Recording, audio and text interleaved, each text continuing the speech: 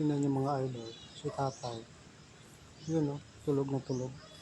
Ganyan kami mga idol sa kontraksyon. Katapos kumain, kung saan saan na lang natutulog. Yan o. Yan yung kasama ko, yung bayaw ko. Hindi makakatulog ng langaw eh.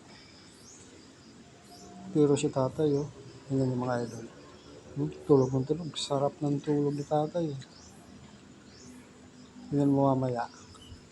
Makikita niyo mga idol kung ano mangyayari kay tatay. Diyan o. Tingnan yung mga idol. Yan o. Tingnan nyo. O kung ano mangyayari dyan. Nagising na naman si bayaw.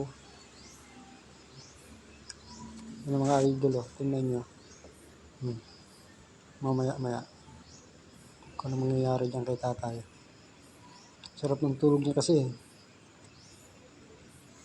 Yan o. Tingnan nyo mga idol. Oops.